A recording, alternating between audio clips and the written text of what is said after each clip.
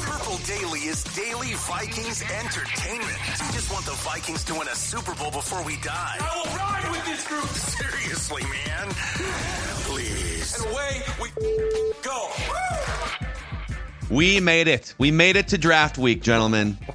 We made it to draft week. Don't get cocky. No, it's Monday of draft week. We're here. What do you I mean? know, but I mean, the finish line is Thursday. Well, we made it to draft week, not draft day. Draft week, we're here. I'm just saying the nerves are pumping right now. Are you worried that there isn't going to be a draft on Thursday? What are you fear-mongering for here? I'm not fear-mongering. I am just, the anxiety is at an all-time high as to what we're about to see this week. Is this Minnesota sports fan worried that they're not going to make the right pick or something? This is Minnesota sports fan. What could go wrong? Yeah, I am. But this is not a go-wrong type of situation. This is a fun situation. They're going to draft a quarterback, and it's going to be awesome. It's going to be electric on Thursday night. I hope you guys are exactly right. The Fillmore will be fantastic no matter what. But yes, I hope you're right. Can I pull a Judd and ask Phil? Do you have the Buzz Killington sounder somewhere on? I don't know if you have that on your array. So, do you really think you're suited to be the fourth guy in our group, Buzz Killington? Oh, I see. I'm not even the fourth guy. Who is fourth guy? Well, I guess Thor would be the fourth guy, or Tyler tomorrow is jumping on, but those guys aren't buzzkills. Yeah. So, okay, well, we can talk. I didn't know Judd was. I mean, Declan and I woke up just ready for the week, and Judd is crippled with football anxiety, apparently. So we can get to all of this. This is going to be the latest news and rumors that we have gathered throughout the weekend as it pertains to the Vikings quarterbacks draft on Thursday. But let's first shout out our friends, the presenting sponsor of Purple Daily, Quick Trip, Judd Zulgad. Absolutely right. You know what? There's one thing I'm not concerned about, and that is your first round pick when it comes to the convenience store of your choice, because I know it's Quick Trip. Look at all of the options right there. I mean, we are not talking just snacks. We're not talking just a quick pickup. We're talking about basically the grocery store. So, I mean, you're getting your gas. Guess what? You can bypass that trip to the grocery store because Quick Trip has you covered on basically everything. We're talking milk, bread, produce. So if you don't want to bother with the lines at the grocery store, with the hassle of that, Quick Trip is your place to stop. And if you just need a quick snack, Quick Trip. If you just need gasoline, quality gas guarantee.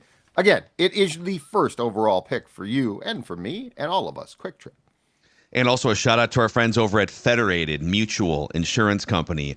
As a business owner out there, you clearly understand the importance of protecting your reputation, your workplace, your employees, your financial assets. And the team at Federated is ready to help your business by creating a custom lineup of industry-specific coverages and risk management services to help you stay on top of your game, on top of your business. Contact your local Federated representative. You can find out more at federatedinsurance.com for more information. Federated Insurance, where it's our business to protect yours. We're going to play a clip. It's a little bit lengthy, but it's great stuff from Kevin O'Connell. Mm-hmm. It's a Q&A he was a speaker at a church over the weekend or late last week. And he may have unknowingly spilled the beans on sort of what they are looking to do on Thursday night. He unknowingly, here's the thing I think that he would not have said, at least on the record, ever to reporters. But he said at this church in Plymouth, and by the way, whoever asked the question, I hope you watch our show because you are awesome. Like, the question is just so on point. It was a plant from Purple Daily, yes. Mm-hmm. But the thing that I got from this was, this sort of confirmed what we've said, which is like the quarterback, it's not like Kwesi's going to come in and say, I am the captain now, the quarterback's mine. And then Rob Brzezinski's going to say, like, we very clearly learned who's in charge of everything when it comes to picking this quarterback. Yes. So, all right, I'm going to click play here. It's like a 2-minute back and forth between a random fan at this church gathering and Kevin O'Connell. By the way, this is from the St. Philip the Deacon Church in Plymouth late last week. NFL draft. And when you're comparing Drake Maye to JJ, and when you can see JJ operating in the Harbaugh system, he's got really good feet. He looks really, fine. But then Drake Maye, the arm talent and the throws and the anticipating windows. How do you sort of compare that and be like, you know what, even though his feet aren't exactly how we need him, he could be, say, like a Josh Allen or something. So so I think, so for a couple of years, I've been kind of known as the quarterback killer when it comes to the draft in Egan, because the feeling that I feel from our fan base is when we get this next guy, he's going to be the guy. And I feel it. I know you guys all feel it.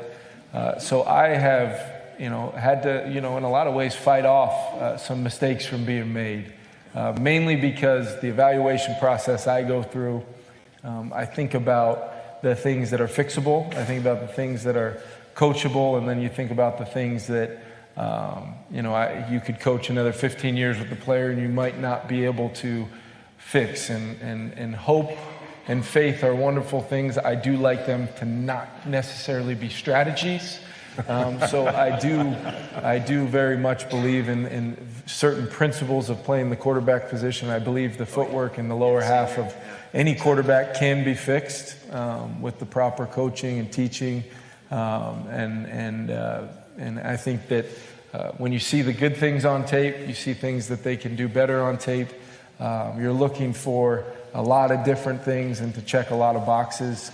And ultimately, when you feel like you find that guy, then you got to hope that 31 other teams are complicit in making sure that they can become a Minnesota Viking. But we only need one team to be complicit. And hopefully we find that team and that person's on our team. Maybe you can work your Patriots connection at 3. Right? I don't know. I may or may not have sent a nice bouquet of flowers to Robert Kraft the other day, but I'm sure he didn't expect this clip to now be going viral across Vikings and NFL social media, but here we are a few days later. So, wow, really, really interesting stuff. What were your takeaways? My takeaway was in him saying that I've been known as the quarterback killer in Egan, which at first I'm like, does he mean among the fan base? And I'm like, oh no, he means within his own building, and that he's had to fight off mistakes from being made.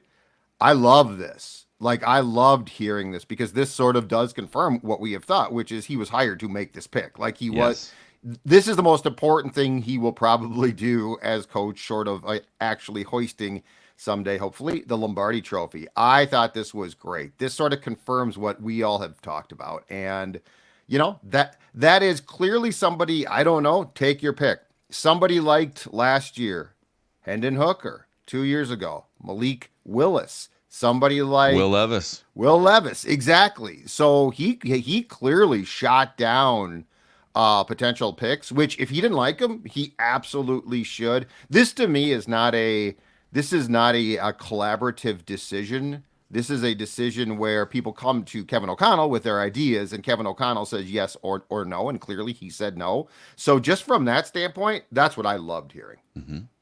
I love the term quarterback killer, and I understand if you just see that term without seeing the context, you'd be like, well, that doesn't sound too good for a head coach to be known as the quarterback killer, right? Because it kind of sounds like honestly like a jab at someone who could be a quarterback killer that can't analyze or identify quarterbacks.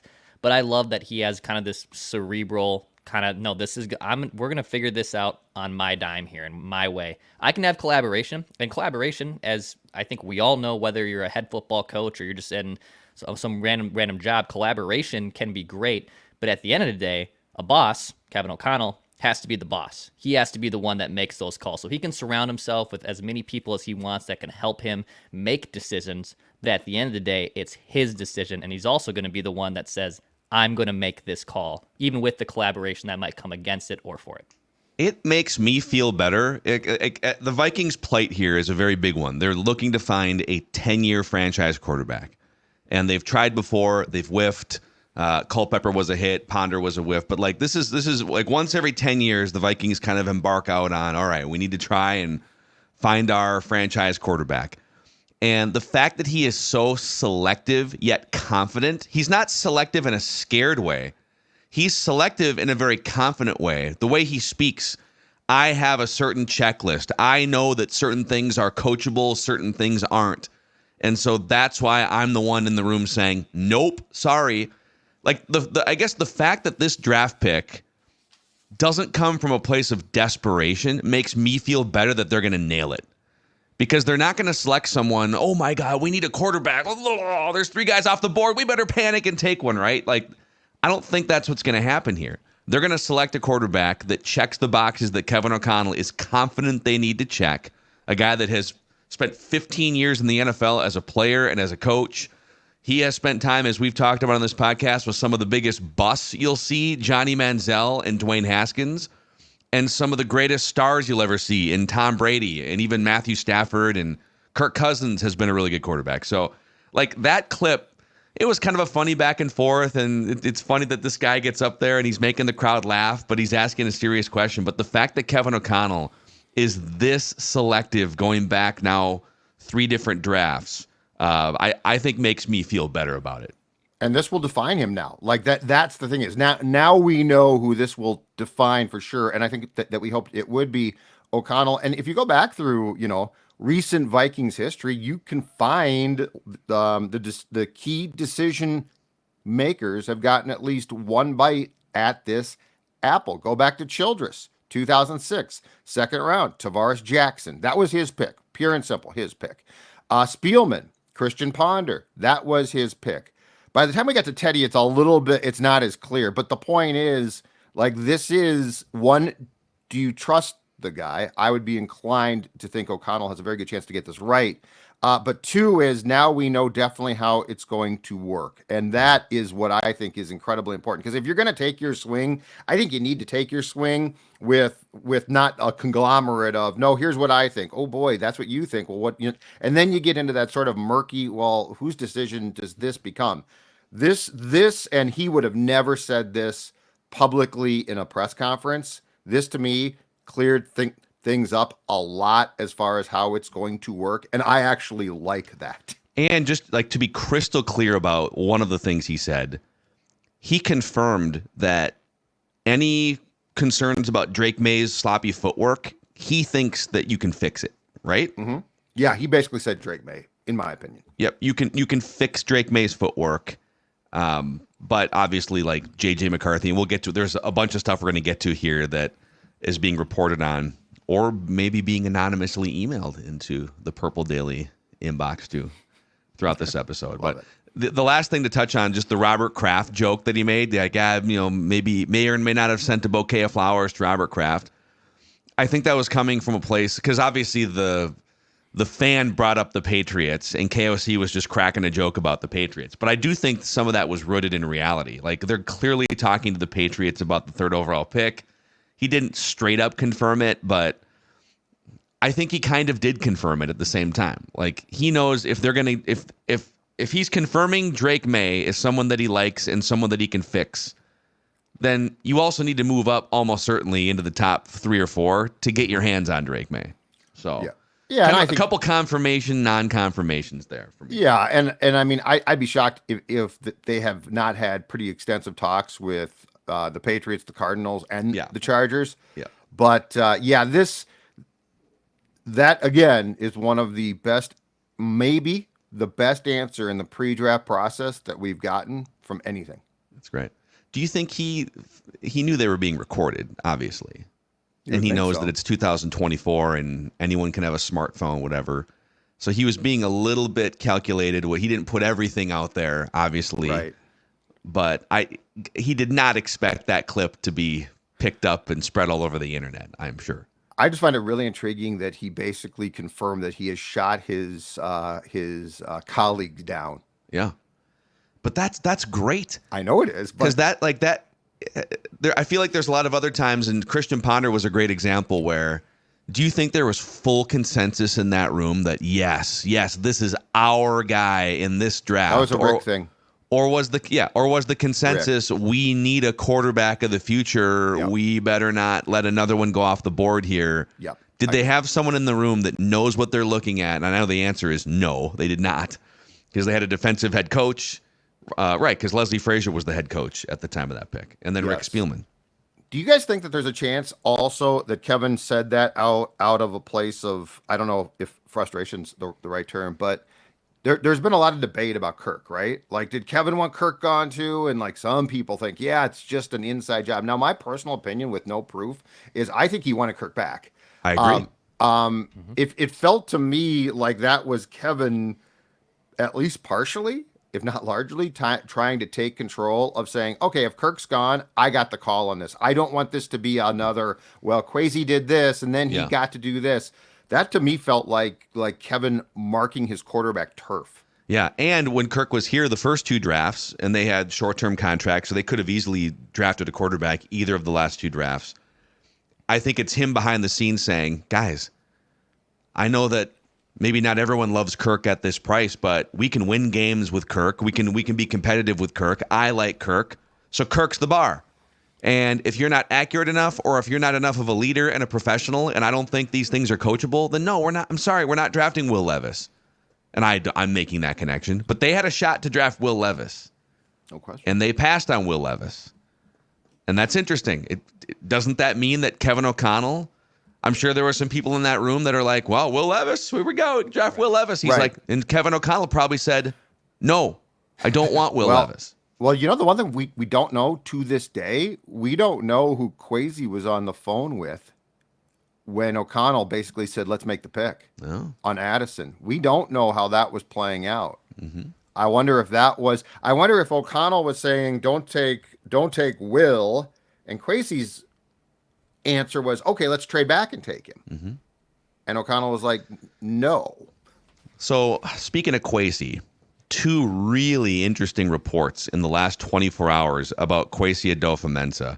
We'll start locally here with Shooter, our guy Charlie Walters, longtime insider columnist for the Pioneer Press, TwinCities.com. Shooter, fan of the show. He's a fan of the show. Oh, great guy too. So he writes, it's becoming clear that general manager Kwesi Adofo-Mensah, in his 3rd year with the Vikings, doesn't have the power within the organization that his predecessor, Rick Spielman, had. Passing on a top quarterback on Thursday could end up costing Kwesi his job. Mm-hmm. And then Diana Rossini followed up this morning in The Athletic, and she wrote this. The section of the article is, what is Diana hearing? Hottest GM seat in the NFL. I have a list of 5 GMs who I believe need to nail this draft for their own job security and, more importantly, their team's future. This Wednesday, my column will go live with more details, but I'll give you an exclusive snippet here. The GM under the most pressure in this draft in the entire National Football League is the Vikings' Kwesi Adofo-Mensah. 3 years into his regime, his Vikings are 20-14, but without a playoff win. After letting Kirk Cousins walk, despite his head coach's public desire to keep the quarterback, Adofo-Mensah is running out of time. This might be the best opportunity he has to add a franchise-altering passer. So, first of all, I buy this. Second of all, I think that this more and more is separating Kevin and Kwesi. So they sort of came here as a package. I mean, Kwesi got the job. They hired Kevin, and Kwesi moved in first. Yep. But I think when that happens and they both come at the same time to your team, they're sort of seen as a package. And if I'm not mistaken, they reportedly both got 4-year contracts. Feels to me like Kevin is on a lot more solid ground than Adofo-Mensah is. The other thing is, and it's nothing scandalous, but I mean, we've all heard things behind the scenes about some things with Kwesi where it's like, okay, is that the best way to run the team? There has been, and again, it's not scandalous, it's not bad, but it's sort of just football-y things that I think the team. There's some questions. Some questions. Yep. Yeah. And look, I think the team knows, and the Wilfs know, that they took a chance here. Like, this guy was in no way, I don't think, on the radar for this type of job. Analytics background, not a football guy. And I think what we're seeing here, it's not a surprise, but one of the things you can never get out of teams, especially in situations where the coach and GM are essentially hired simultaneously, is who has control of the 53. If you guys recall, Childress had that from 2006 until his termination. Leslie Frazier and Spielman split that in the Ponder McNabb year, and it was a disaster. And then the Vikings gave full power and promoted him to the GM title at the time for Rick Spielman to have control of the 53. Mm-hmm. It's pretty clear to me. I don't know how it's split now, but it's pretty clear to me it's at least split. Like Adofo-Mensah does not. It's really, really clear. He does not have. Well, he can't. Nor should he. Not to rip Shooter here, but like Rick Spielman had 15 years of like high level front office experience. Right. Kwesi does not. So like Rick probably earned a little bit more leeway. Now we could debate that. Well, and it took Rick a long time to get that because Brad had that from the time that Rick was hired until Brad was fired. So, but the point being is, I could totally see this as being a plausible. If you don't pass the test, like if we're not impressed, that he could be gone after his first contract, and O'Connell could be extended. But nonetheless, to his credit, if they get the quarterback right, do any of us really care how they do it? Real quick though, can I just listen? This is a pro Diana Rossini show. We love ourselves some Diana Rossini. Okay, she's one of the best insiders. But the way that this is phrased, she kind of weaponizes the, like, I'll read this again. 3 years into Kwesi's regime, the Vikings are 20-14, but without a playoff win. After letting Kirk Cousins walk, despite his head coach's public desire to keep the quarterback, Adofo-Mensah is running out of time. It's like the decision to let Kirk Cousins walk, oh my God, is being weaponized as a strike against Kwesi. Well, that's the best decision he's made in 3 years as general manager. But he should be applauded for that decision. But that comes because I think Kevin O'Connell wanted to keep him. Like this is the slippery slope we're operating on here, okay? So, and I get that we all, or for the most part, I get that we all appreciate and think it's great that O'Connell is going to make this pick now, and I agree with that. But I don't agree with those that said that O'Connell and Kwesi were on the exact same page and said it's time for Kirk to go. Now, we all agree with what they did with Kirk. That's the funny thing. So I don't know if weaponized is the right word so much as that's really what happened. And that's why I think O'Connell in this answer he gave last week, I think O'Connell is sort of trying to take control again to say, they let my guy go, but I'm going to pick the next guy. And that could lead to, is there some friction between the GM and coach? Because we've certainly seen that. It's happened. But like if there's any, whether it's KOC or any, if there was any resistance to that decision, then okay, what was your plan? You're gonna literally ride Kirk Cousins, who had been a starting quarterback for like a decade, one playoff win to show for it. And you're going to ride that into the age cliff, 37, 38 years old? Like that was the plan on the other side? Like this is a viable, now you got to nail the pick, but this is a viable blueprint for the next 5 to 10 years. But this is the thing with O'Connell, and it's why I say that this pick will define him. He talks a really good game. He got the best out of Kirk as far as I'm concerned. Good stats or not, he got the best from Kirk. But the reality is, if he would have preferred, I mean, we could have a long conversation about the fact that he might have preferred to keep Kirk. Who knows? He might have preferred not to sign these two edge guys and try and spend more on offense and keep Jefferson as well, because I can't imagine he wants Jefferson gone. Like there's a lot of assumptions that we are making about Kevin that we don't know for sure.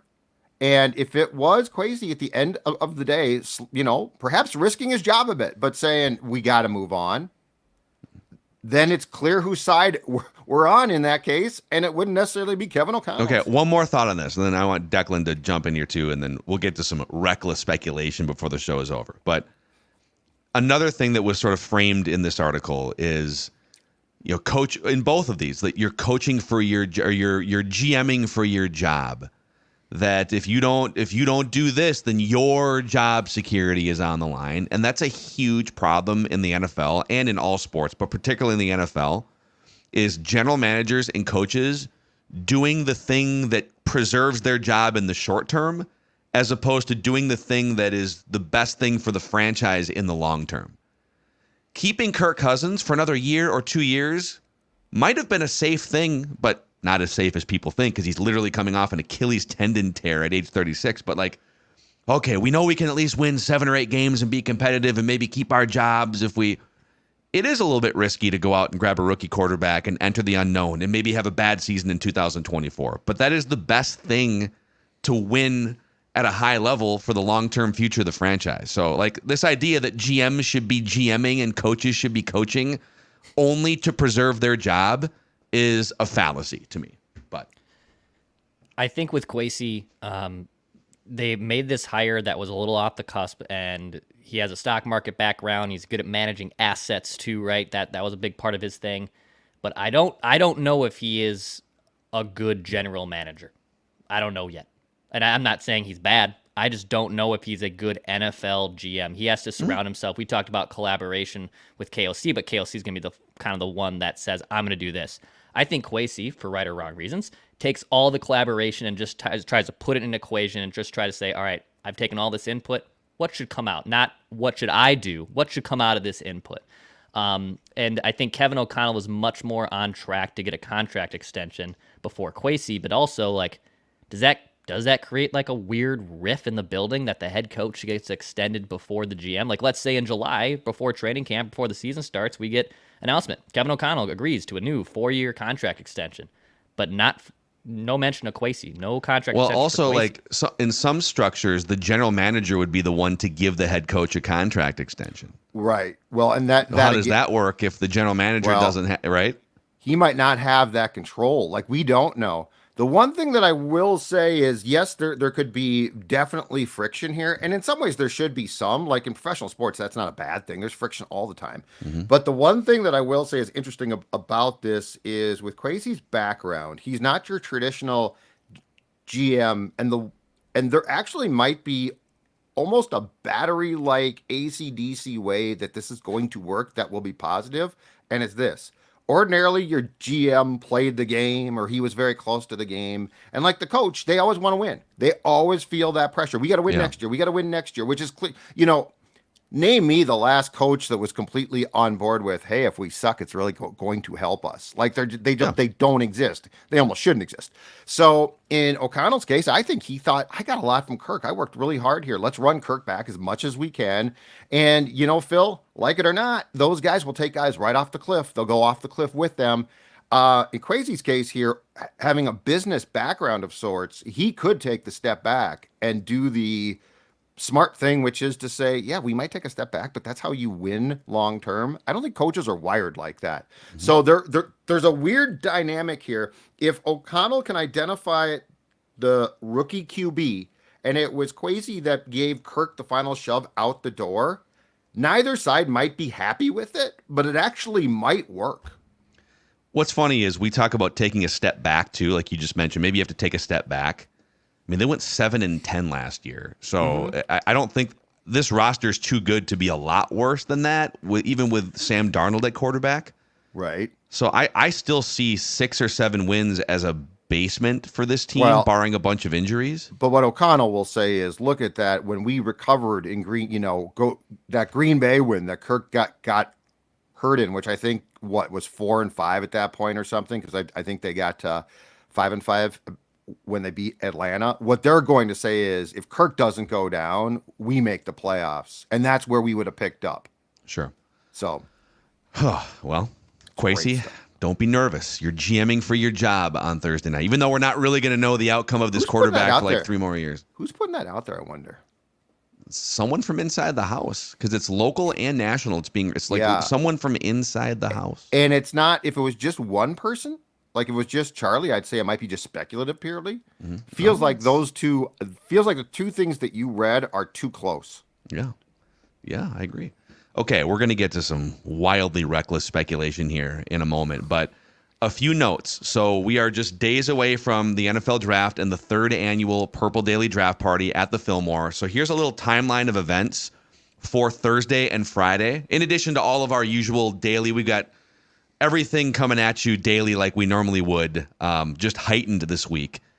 We've got the draft party at the Fillmore live on YouTube at 7 o'clock Central Time. So it's sold out, but you can watch on YouTube, Purple Daily YouTube channel. Beforehand, across the street from the Fillmore at Fulton Brewing, they are welcoming Vikings fans looking to pregame before the Purple Daily Draft Party. So from 3 until 7, at Fulton and the North Loop. You can get primed with some Lonely Blondes. That's the beer, Lonely Blondes. 300 IPA. They've got seltzers. They got a full menu, too. Their food is fantastic. And a special appearance by Vikings quarterback legend Tommy Kramer from 3 to 5 p.m. That's Thursday before the draft party at the Fillmore. Inside the Fillmore, everybody in attendance is going to get a Purple Daily flag to wave when something fun happens, along with the Sports Dad, sponsored by Popcorn of Minnetonka. All VIPs will receive a popcorn sample bag. And then on day 2, so we're going to give you 2 different live stream episodes on Friday. One, 10 o'clock a.m. Central Time, a Feedback Friday live. We'll get to that too, Dex. Yeah. But it'll be Thor joining us for Feedback Friday on Friday morning at 10 a.m. And then a day 2 live stream at 6 p.m. So mark your calendars. Between that, not podcastable, we're going to hang out at 3 Jack for a Purple Daily Break It Down happy hour.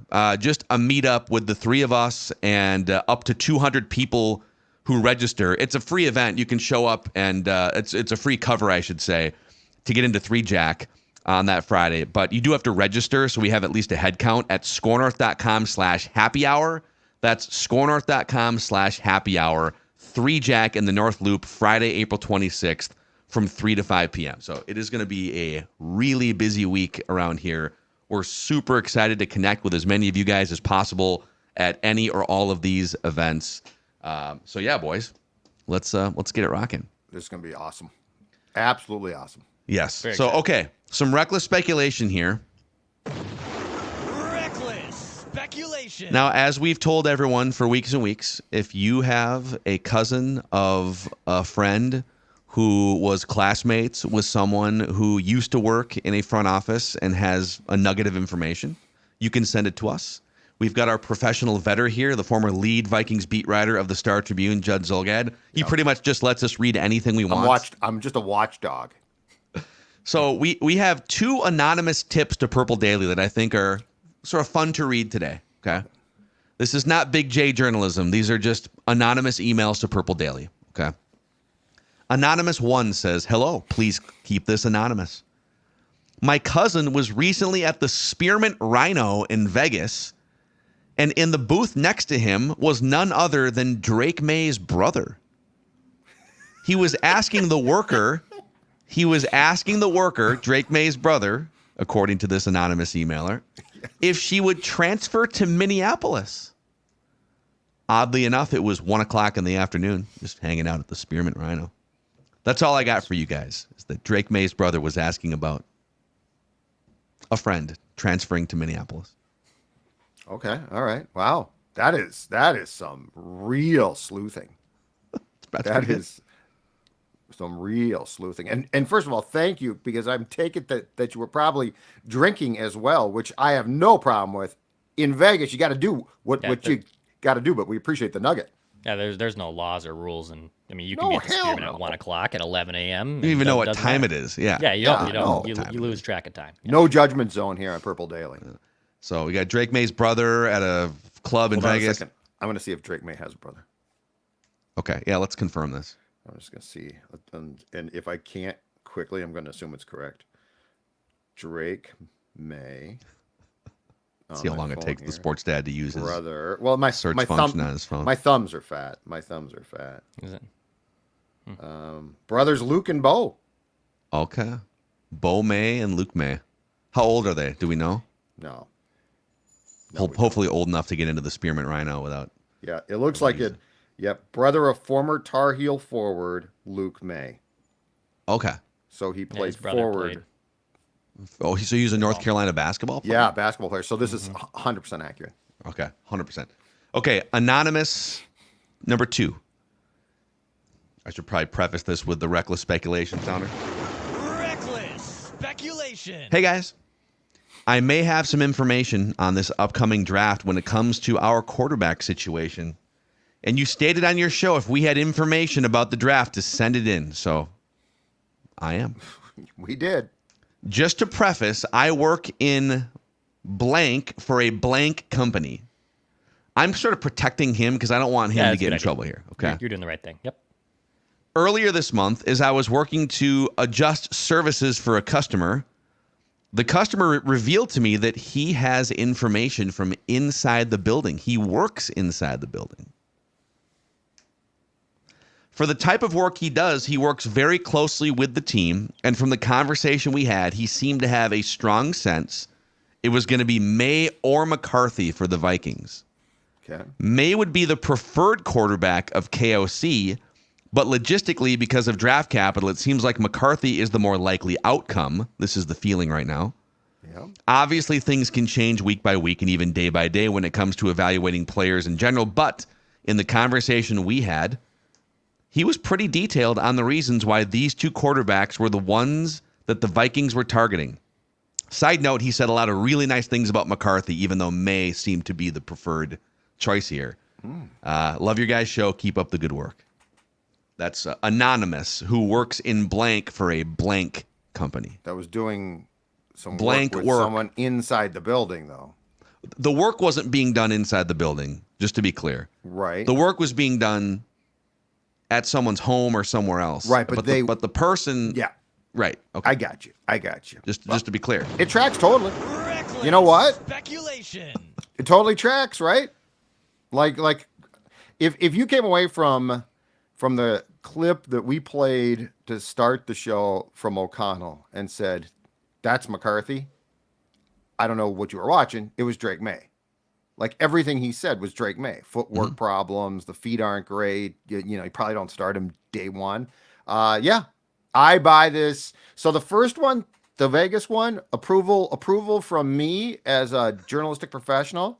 I'm going 70%. Sounds pretty damn good. I think it's pretty legit. He's pretty got legit. brothers. Drake May's got brothers. So like he was. Would any of these make it into the old Star Tribune column, the old notes, or no? Well, probably not. Probably not. Well, wait. It depends. If it was Sid's jottings, oh, absolutely. The second one would. Yeah. I'm buying the second one. Okay. I'm giving that an approval rate of 90%. Okay, let's get to the next set of reckless speculation here.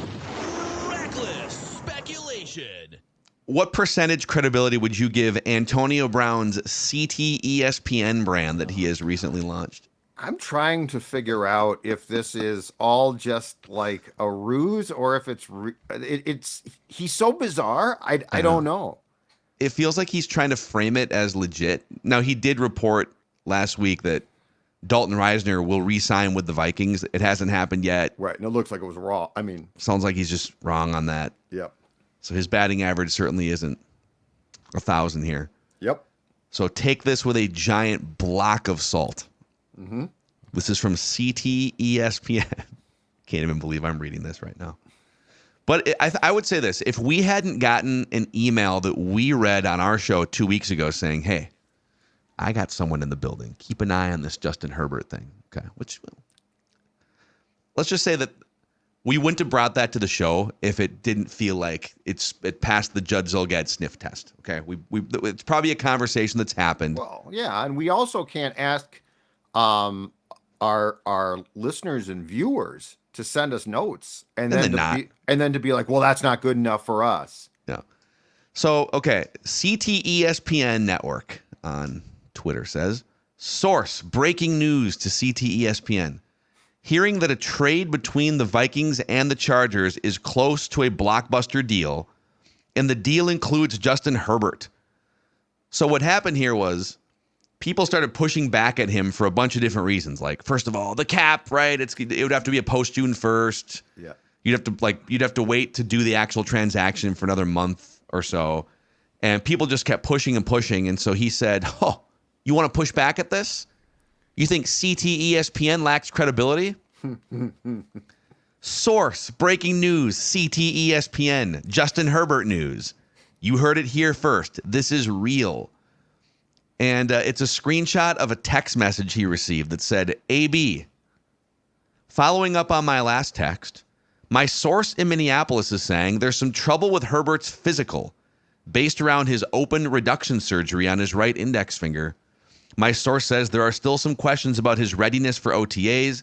If this gets confirmed as resolved, the projected trade package includes both of Minnesota's first-round picks this year, Christian Darrisaw, and a conditional second-round pick in 2025. Of course, people are pointing out, well, the Vikings don't have a second-round pick in 2025. Yeah. But it is CTESPN, so the details might be a little foggy. Reckless speculation. Somebody else put out a screenshot claiming to have sent AB that DM from their own account saying, I duped AB. So that's what's happening on the internet right now in the days leading up to the NFL That's draft. what makes it so great. That's what makes it so spectacular. Can't believe you guys are giving this credibility. We're not really. It's CTESPN. We're just having fun with the internet 3 days before the draft. And he keeps doubling down on this particular one. I know. Like there's more too, by the way. Like, no, I know. He kept, He continued to put more screenshots out and things. It's crazy. Yeah, the Darisaw thing to me was like, that's interesting. Like, how did you pick that name out of the bunch? Yeah, we only have a couple minutes left here because we have a bunch of other podcasts to record here, but I don't know. Like the Darisaw thing is so hard. Like I personally would love Justin Herbert, but Darisaw, now he's going to command a huge contract after this season. Correct. So maybe it changes the game there, but so we'll see. There's other stuff. We can get to some more stuff tomorrow too. Like there's an update, and we'll see if anything else comes out on the tampering. Schefter basically said the Falcons are probably going to get hammered, but he said nothing about whether the Vikings are going to benefit from this as well, and that might come out this week. And the timing too. Yeah, like it could be for this draft, but it also they could just wait and get them next year. Yep. So, okay, before we do one final mock here, Judge, shout out our friends over at Ugly Deck, if you could. Absolutely. In fact, I'm wearing the hat right here. Established 2006, our friends from Ugly Deck. And you know what? Springtime means it's deck time. A new deck from our good friends at uglydeck.com. Install or DIY, uglydeck.com, offering up to $1,000 off for a limited time. Look at that right there. Look at that gorgeous deck. With install, you're going to get the best carpenters. With DIY, you get the best coaches to help you from start to finish. Ugly Deck is on a very simple mission, and that is to rid the world of all those ugly decks and have beautiful decks like the ones that you're looking at right now. Uglydeck.com. Setting appointments now at their Shakopee Deck Design Showroom. Check out uglydeck.com. That's uglydeck.com. Okay. I want a mock. Jordan Reed, ESPN.com. He has his final mock. There's actually a 7-round. I think it's all 7 rounds here. But he has Caleb Williams number 1, Jaden Daniels number 2, Drake Maye number 3. So chalk the first 3. Chalk at 4 with Marvin Harrison Jr. Joe Alt to the Chargers, so no trades yet. Malik Neighbors to the Giants. So this would be the Vikings getting boxed out or calling some bluffs here if J.J. McCarthy's their guy. But the Giants taking a receiver for Daniel Jones. You'd be calling a bluff here if you didn't move up ahead of the Giants, right? Yes, you would. And then the Titans at 7 take Rome Odunze. And then the Vikings make their move with the Atlanta Falcons. So they move up to 8 and they swap the 11, but they only have to give up the 108 and the 129. So they give up their 2 4th-rounders this year. And they keep the 23rd overall pick, which is interesting. I mean, if you can get J.J. McCarthy, which they do here, yep, and keep the 23rd and keep the 2025 first-round pick, sign me up. And if you do this, I think you could do a form of that trade with an agreement that the league signs off on that the tampering charges go away. So they float you a little. Don't you? You know what? If I'm the Vikings, I still want a little something. Yeah. Give me a little something. Yeah, but what if the Falcons say this is the way to get this done? Because if I'm the Falcons, I don't walk away from a trade there without solving those. I guess, yeah. If you can get Drake Maye and not give up either of the other 2 first-round picks and it solves the tampering charges, okay. Yeah. I'll be fine with that. I think that maybe that deal would have to be sort of facilitated beforehand. So then later in the draft, the Vikings trade back from 23 to 27, pick up the 90th pick. So they pick up, I think that's a 3rd-round pick, right? They pick up a day 2 pick. Oh, we're back in for Friday. And then with the 27th overall pick, the Vikings select defensive tackle Jerzon Newton from Illinois. Ooh. I want a mock. Okay. Yeah. Bang. Okay. Oh, I'm on board with this. Let's see who they pick with the 90th real quick here. Sure. Brandon Coleman, a guard from TCU. So okay. Competition for Blake Brandel at left guard. Oh, I think the fan base would be very pleased if you came away from the first 2 days of the draft with that haul, don't you? Yeah, and you keep agreed. Well, I'm sorry, did I skip? No, we got the 108 was traded. Yeah. So, all right. There we go, boys. We've just kicked off draft week with some reckless speculation, some interesting reporting, the latest news and rumors. We have guys in booths at Las Vegas restaurants. It's great, dude. Restaurant is one way to classify the Spearmint Rhino. I've never been there. Do they have food there? I wouldn't know. I've only been once. The Spearmint Rhino? So what you're saying is I probably was being too kind? I don't know that they have a menu. I know they have a menu of other things. I'm not sure if they have a patty melt is what I'm saying. Whatever. You know what? We got people with their ears open. Yes. So, all right, that's a wrap. Purple Daily on draft coming at you today as well. Tyler Fornes will help us mock 7 rounds tomorrow. I'm hearing rumblings that there's a Randy and Cottage Grove mock on the way this week. Boy. So we are your home every day. About that.